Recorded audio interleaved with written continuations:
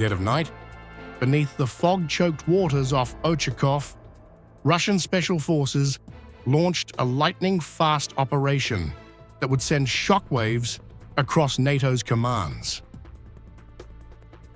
Within just 15 minutes, elite Russian operatives stormed a British-run command node embedded inside a Ukrainian naval base, catching foreign officers red-handed as they allegedly directed missile and drone attacks against Russian positions.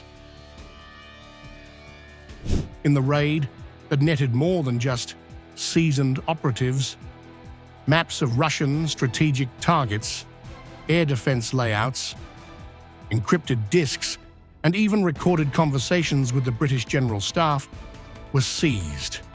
A calculated haul, a proof of NATO's direct battlefield role in the Ukraine conflict. The captured hub wasn't just any outpost. The Ochakov base has long been identified as the beating heart of amphibious training aimed at storming the Russian-controlled Kherson coastline. Staffed not by Ukrainians but by British, French, German, and Polish instructors, the installation epitomizes Russia's central allegation. Ukraine provides manpower, while NATO supplies brainpower, technology, and command authority. For Moscow, the raid offers a perfect strategic optic. Not only is NATO waging war against Russia in Ukraine, but Russia can now infiltrate and dismantle Western command centers with surgical precision.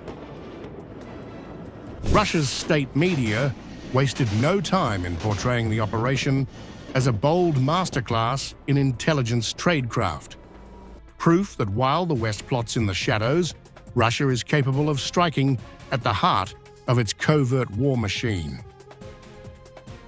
As whispers swirl that high-ranking British officers have been captured, still officially unconfirmed, one message rings loud and clear from the Kremlin's war room: NATO's invisible hand is now undeniably exposed, and Russia is ready to cut it off.